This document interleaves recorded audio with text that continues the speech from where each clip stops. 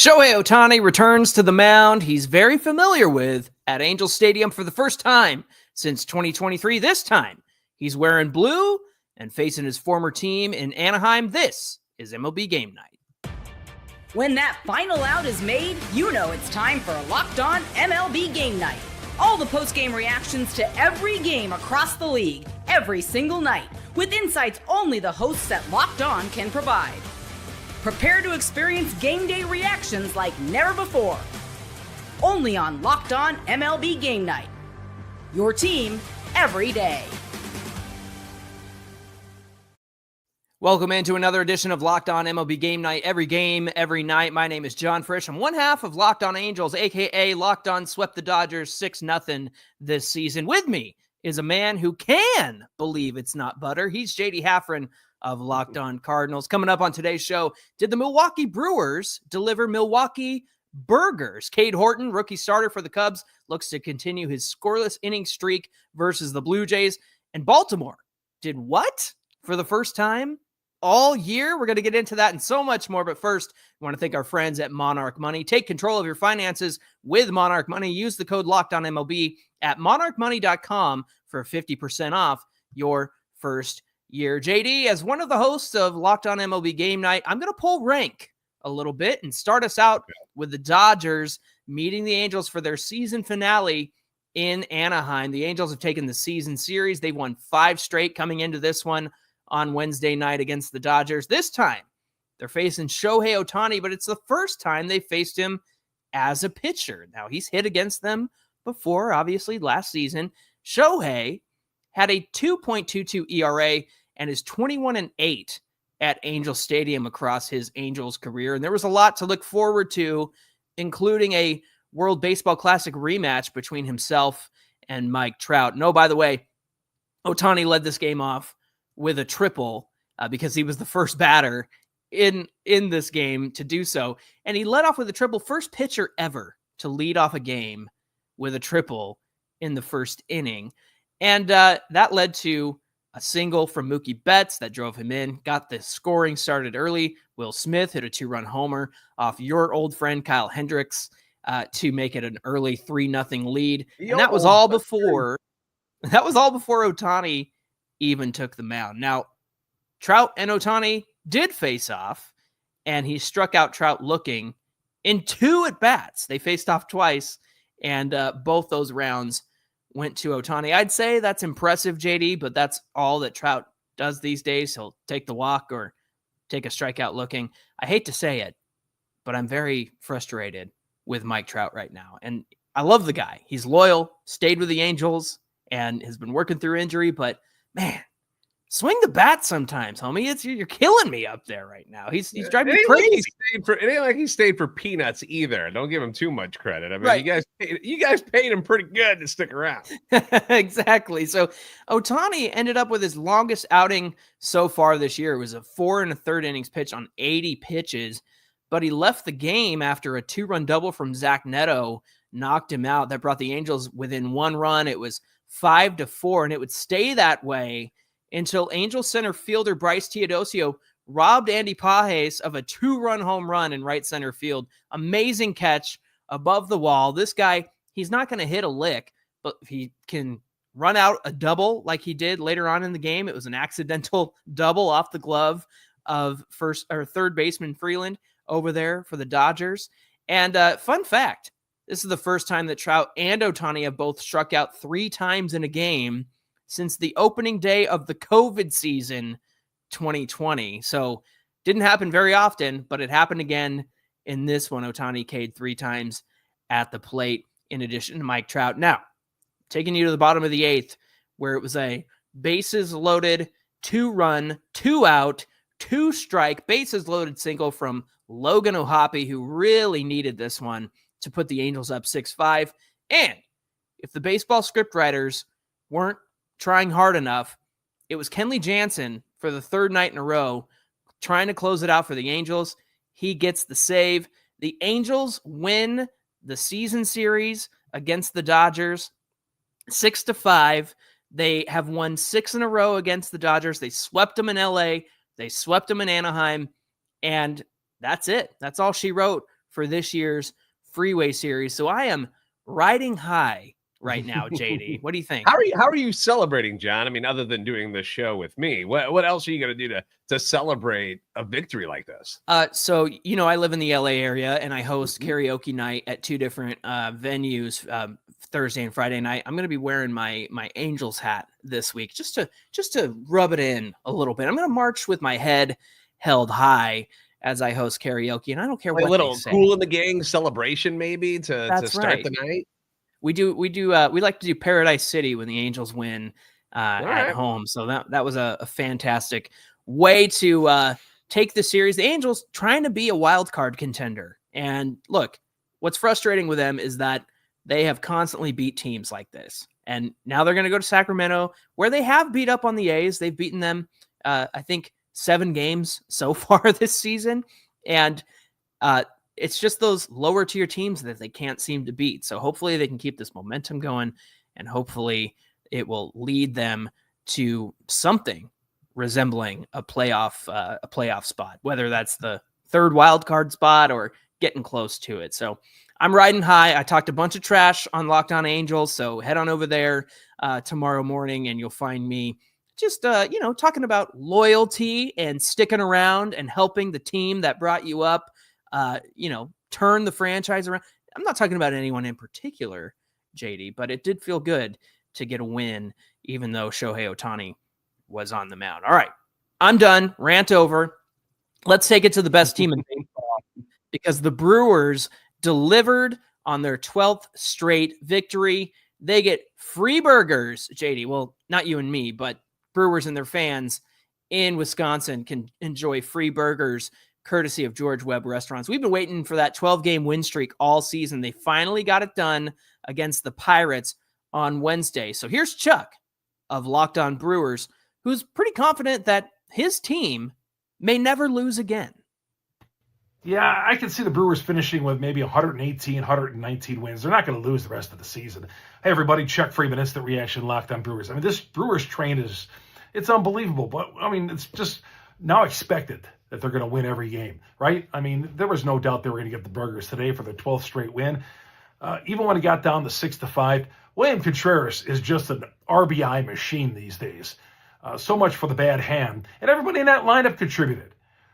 They, with runners in scoring position, where at one time, maybe in the spring, they struggled with runners in scoring position. These guys, with guys on base, you get a guy in second base, that guy's getting in. And the Pirates made a couple of mistakes, walks, and the Brewers just feast on that kind of team. And you know what? We talked about that before, but that's what the Brewers do. Same recipe, same results for the Milwaukee Brewers. I mean, like I said, they're not going to lose another game this year. They are that good. They're heading out to Cincinnati for this weekend. They'll sweep that 3-game series and probably sweep all 5 of those games at Wrigley next weekend. We'll talk about it a little bit later on tonight on the next edition of Locked On Brewers. Please subscribe. Yeah, it was a big day for Brewers and a big day for William Contreras. 2 for 3 day, 2 walks, 4 RBI for him. Christian Yelich drove in 3. Sal Frelick drove in 2. And your guy, JD, Isaac Collins, had a ribby as well. JD, I saw this great article on MLB.com about a fan who held up a sign of the Brewers game, and it said, Euchre Magic. Obviously, the Brewers are very good, but they did lose longtime play-by-play superstar Bob Uecker back in January. Is there a little something special when you have a season like this, especially after you lose somebody who's such a Brewers icon like Bob Uecker? What do you think? I believe in stuff like that, where there's just things that happen in the universe and it just kind of speaks to you. Sometimes you're seeking those things and you're able to point them out. Sometimes they just kind of happen to you and you're like, oh my gosh, can you believe that this is happening because of this? And it all makes sense. And for them to go off, I mean, at the year that Bob Uecker passes away, you know, it's a shame that he's not here to be calling these games and enjoy it as much as we all are. But maybe he's enjoying it where he's at right now and having a seat in the front row, just like he did in his commercials, and actually has a front row seat to watching this Brewers magic that is happening right now. It's as good as reason as any for Milwaukee to be doing the things that they are doing on this field. It's incredible to watch. They're so good. Yeah, it certainly feels good when you can be in the position that the Brewers are in. Again, a 12-5 win over the Pirates. And, you know, wherever he is, Bob Uecker is smiling down on this Brewers team. Hey, could the Cubs pick up a win behind rookie starter Cade Horton? And would he continue his scoreless inning streak? We'll find out. This is MLB Game Night.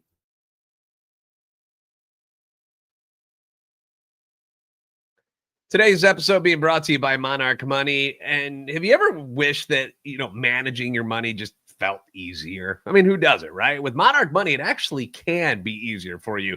Whether you're growing your savings or planning a big purchase, maybe a car, maybe a house, maybe a boat, something I've been eyeing up because I wish I had the funds to get something like that. But Monarch is going to put you guys in the driver's seat. It's like having your own personal CFO, giving you full visibility and control over your finances, because Monarch Money is more than just a budgeting app. It's a complete financial command center where you can track all of your accounts, your investments, and spending, and you get to do it all in one place. So in addition to managing your money, you're also building wealth because you're going to need it later on down the road. So take control of your finances with Monarch Money. Use code LOCKEDONMLB at monarchmoney.com for 50% off your first year. That's monarchmoney.com, code LOCKEDONMLB, LOCKEDONMLB, for half off your first year.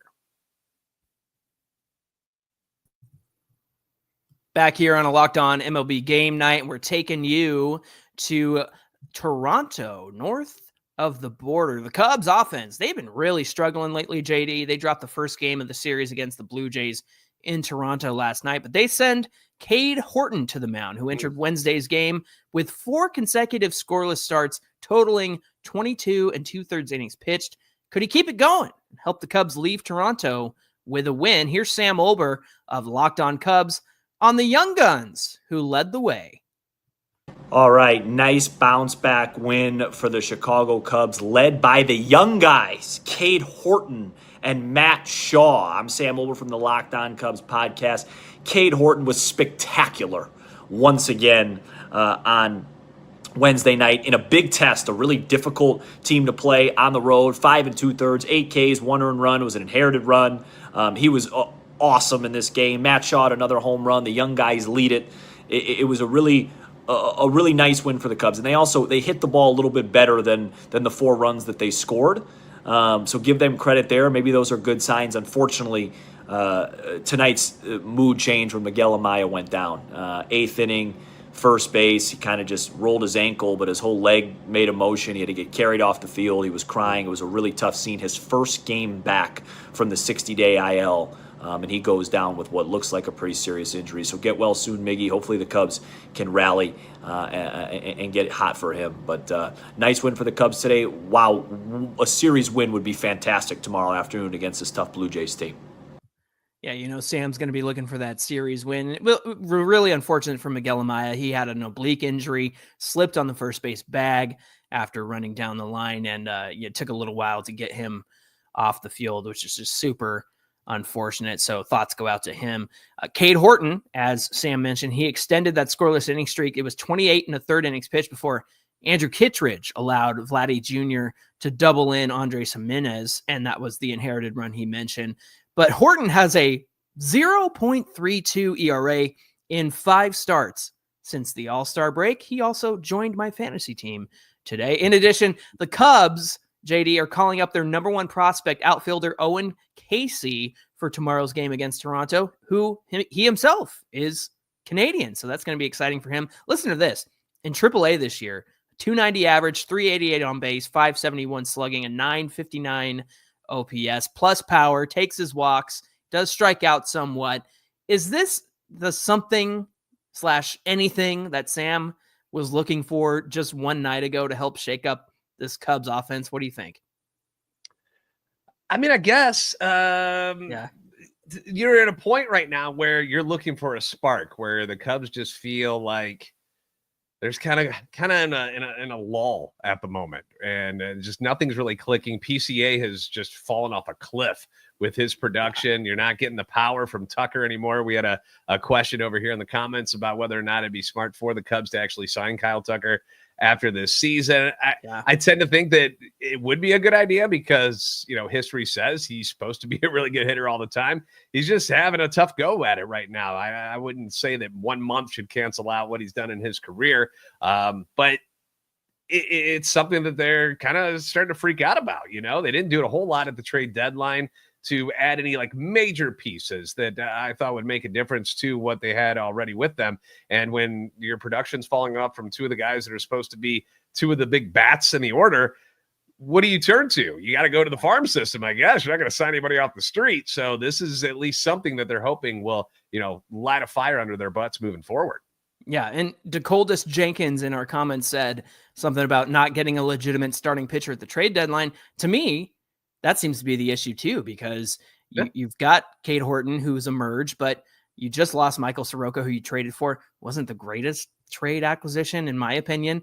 Right. But the fact is, you need an injury-prone guy. Why would you want that? That's not going to probably help you. I would have been chasing down a guy like a Merrill Kelly or something. If you're not going to go for a super top, number one type of guy, I thought that was going to be a good fit. I thought they were going to go get Eugenio Suarez to solidify their pop over at third base, and they didn't do it.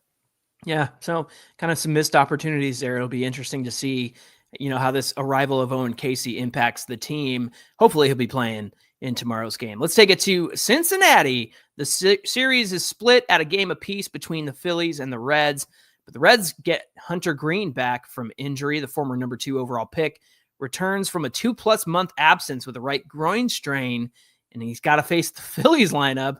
And that seems a little bit daunting, but the Phillies had one of their best on the bump too, and Christopher Sanchez, another fantasy acquisition of mine. So runs might come at a premium. Let's hear from Jeff Carr, who's really fired up after this one.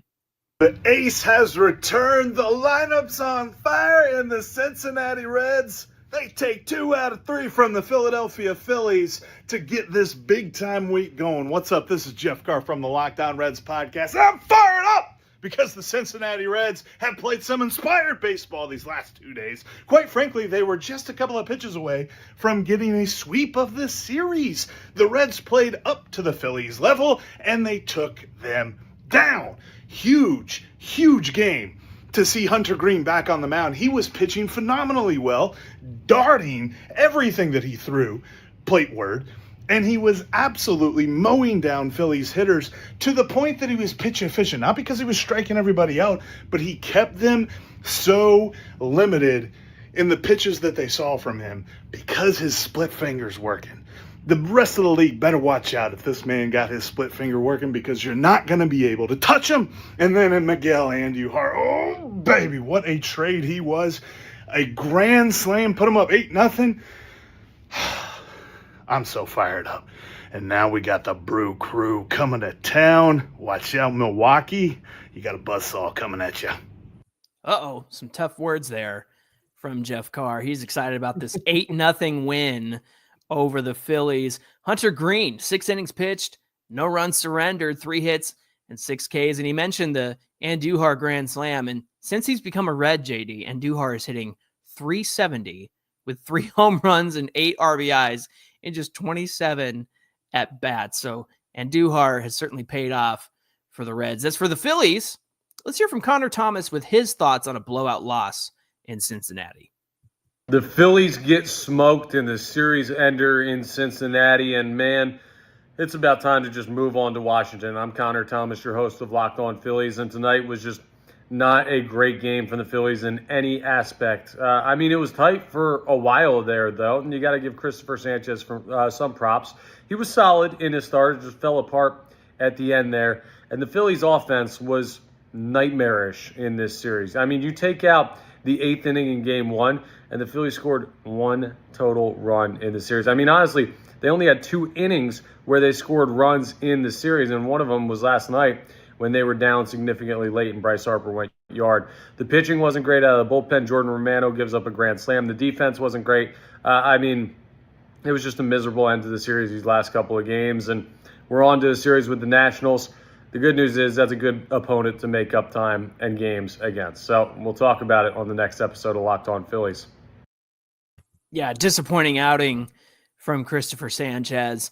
and really got hit around in this one. So, it's going to be really interesting to watch the Reds and the Brewers collide and see if the Brewers can just keep on steamrolling everybody. Where are you putting your money on that one, John? If you're just looking at it, who do you think it is? I mean, how do you not pick Milwaukee, even though it's in Cincinnati, just the way they're playing right now, right? I mean, look, everybody benefits from playing in Great American Small Park. And so if I'm watching the momentum of the Brewers, I'm taking that every time. They just seem unstoppable right now. So we'll see how that shakes out in that weekend series. Hey, is Aaron Boone trying to sabotage the Yankees? Well, Brian of Locked On Yankees has some thoughts on that one. We're going to get to that in just a minute. This is MLB Game Night.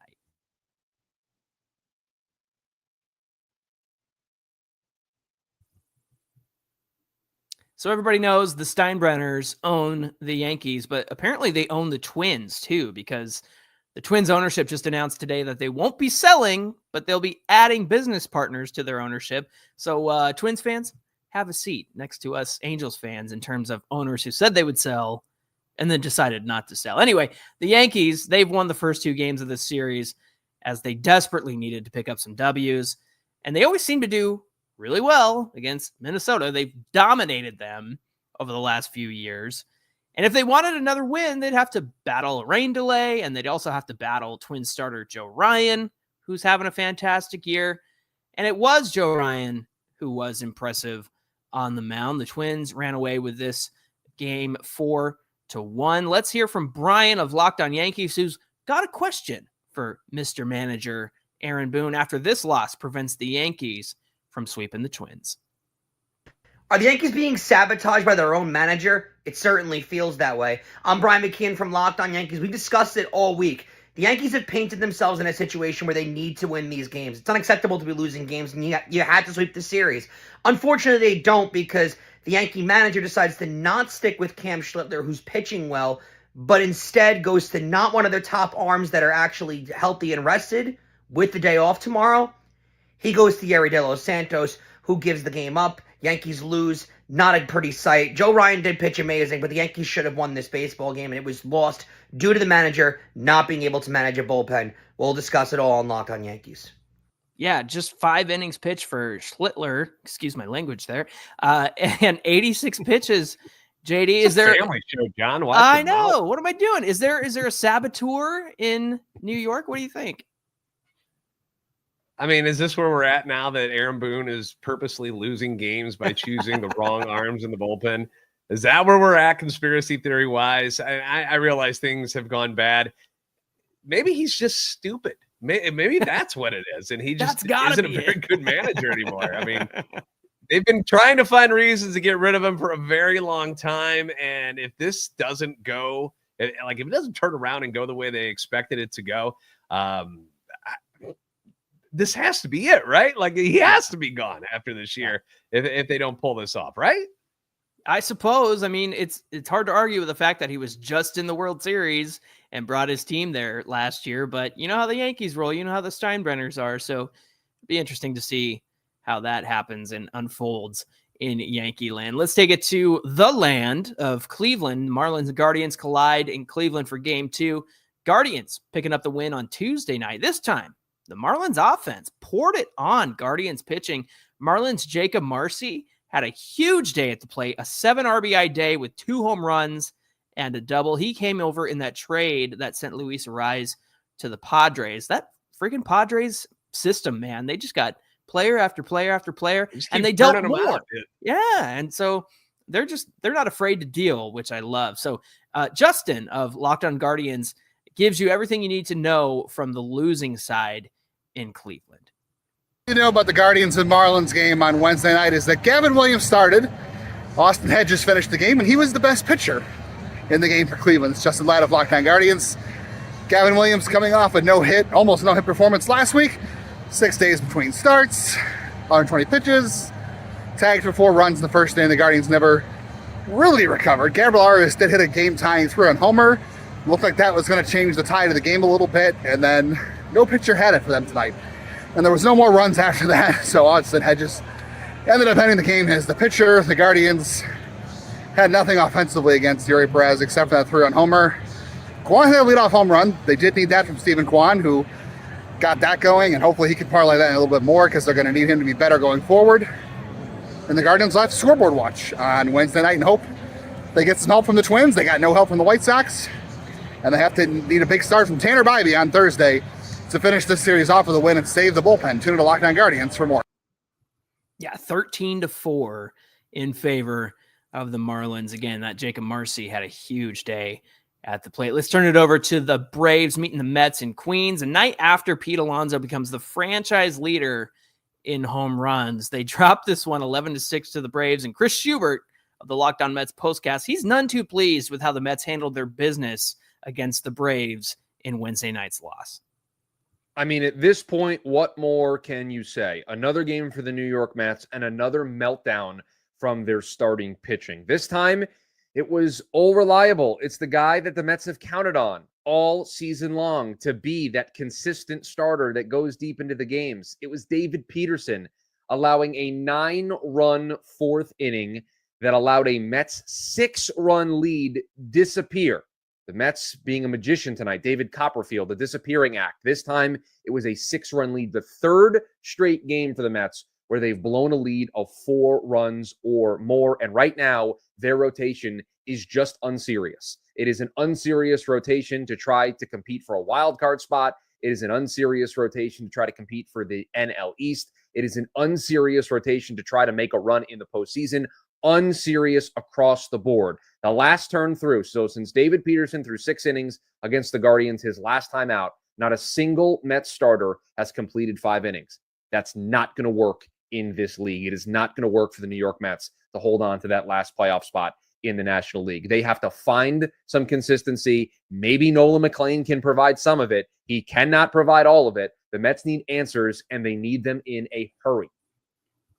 An unserious starting rotation? That reminds me of something I just heard 10 minutes ago about the Chicago Cubs. Hey, Mets fans, I'd love you to meet Chicago Cubs fans, right, JD?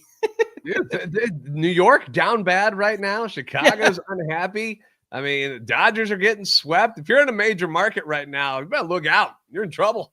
I'm having a great time. You're having a blast over there in Anaheim. No biggies over there. Let's take it to Houston. They're trying to take advantage of the Seattle loss as well as recover from the Bo Sox pounding they took on Tuesday night. They had their best starter in Hunter Brown on the hill against the Red Sox Walker Buehler. This time, things would go much better for the Astros. Let's hear from Brett of Locked On Astros with who stepped up for Houston in this one. Will the Houston Astros win a series versus the Boston Red Sox? Hunter Brown shoves tonight, and they get news that Hader may not come back. I'm H-Town Wheelhouse here with Locked On Astros. And while the Astros keep dealing with injuries, wins keep coming. They piled up another series win, which was key because Baltimore ended up beating the Mariners after a fierce comeback in the 9th by them. And so they are 1 game ahead of the Mariners. They have the off day, and Baltimore comes to town for a Hall of Fame weekend with Billy Wagner, where they're going to retire Billy Wagner's number, the 3rd Houston Astro to be elected to the Baseball Hall of Fame. But this game came down to Hunter Brown, Jeremy Pena, and Yainer Diaz, both hitting really well. Christian Walker, although he didn't get any hits in this game, has contributed more lately. As long as the offense continues its upswing, they can keep pace in front of the Mariners, but it's going to be a tight race as it's going to be fun the rest of August and into September. But just wait, September 19th through the 21st is the next and the last time the Astros play the Mariners in the regular season. Go Stros.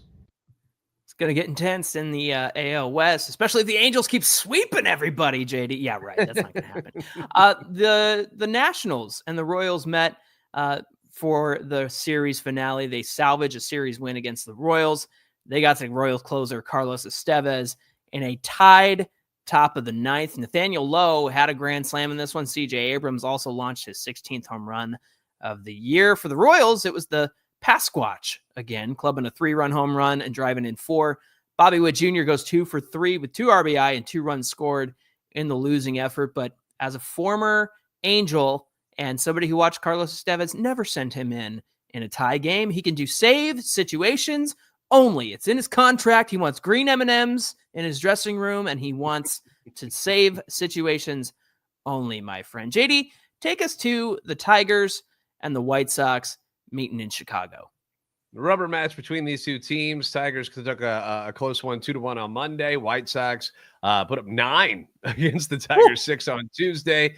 So who would walk away with this series? Well, it was another tight one. Ended up Tigers rookie starter Troy Melton pitching really well in this one. 5 innings, 1 hit, 6 Ks. He was matched by Sox starter Shane Smith, who went 5 scoreless innings as well. But it was Wensil Perez, sac fly. Not the most exciting play in the game, but it was what scored Gary Carpenter off Martin Perez, who was pitching in relief, and the Tigers end up winning this one by a score of 1-0. In St. Louis, where the Rockies were visiting, Cardinals had leads of 2-0, 3-1, and 5-2, and the Rockies just kept coming. They never stopped, and then finally in the 9th inning, with the score 5-4, Rockies get a leadoff walk, which, John, we all know, bad idea when you're a reliever, big no-no, right? And they normally come around and score, and it was Hunter Goodman who ends up hitting a pinch hit 2-run homer off of JoJo Romero, who's been really good for the Cardinals, but left one right down the middle, and they stunned the Redbirds by a score of 6-5, take 2 of 3 in this series, and 4 of 6 from the Cardinals on the season. We're down bad, bro. I'm sorry to hear about that. Hunter Goodman, I mean, look, you can't serve him a cookie because he's gonna crush. You can't throw the ball down the middle to anybody in Major League Baseball, and the Cardinals wouldn't stop doing it today. It was very, very frustrating. Let me take you to the Rays meeting the A's. The Rays took game 1 on Monday. The A's shut out the Rays in game 2. Both games were a little lopsided. So Wednesday was also a little lopsided. The Rays offense lights up the scoreboard for 8 runs on 12 hits. Very similar to game 1. It was Brandon Lau and Junior Caminero leading the charge. Lau clubbed his 24th home run of the year in the 2nd. Caminero hit his 34th in the 9th, but it was a 2 for 5 with a team high 3 RBIs in this one. Drew Rasmussen for the Rays goes 6 innings, 1 earned run, 5 Ks to pick up his 10th win of the season. The A's offense stymied in this one. They just had 2 runs on 4 hits. I'm hoping the Angels can have a little home run party up there in Sacramento this weekend. Padres at the Giants. Padres extended their winning streak to 5 games after trouncing the Giants in San Francisco by a score of 11-1. They complete the sweep. Ran away with this one after putting up 7 in the 2nd inning. He had a 3 RBI day from Fernando Tatis Jr. The trade for Ramon Laureano continues to pay off. He also had a big day, hits a 2-run home run in a 3 for 4 day for the Padres. They destroy the Giants 11-1. Yeah, just absolutely destroyed and take sole possession of first place in the National League West. Hey, Padres fans, you're welcome. Angels helping out the Pods. You know what? We go hand in hand. We're like that meme with the 2 like arm wrestling guys. That's the Angels and the Padres. All right, finally, Diamondbacks meeting the Rangers in Texas. Merrill Kelly pitching against his former team after getting traded to Texas, and he pitched really well. 6 innings, 2 runs, 7 hits, 5 Ks, left the game with a lead. But it was another new acquisition for the Rangers that didn't fare so well. It was Phil Maton, who's been excellent since coming over from the Cardinals. He surrendered not 1, but 2 home runs in the 9th. 1 to James McCann to make it 4-3, and then a 3-run bomb from Ketel Marte. The second night in a row where Ketel Marte hits the game winner out of the park. The D-backs shock the Rangers 6-4. So real shame that the Rangers lost. That's I'm riding high, my friend. I can't help it. Anything bad happened to you and your Angels? Like everything worked out for you. Not today. Mark it down. The greatest day in the history of Angels baseball. Look at That's right. That's right. Hey, thanks for joining us for this episode. Don't forget to like, share, and subscribe. We hope you'll come back and join us next time on MLB Game Night, where it's every game, every night.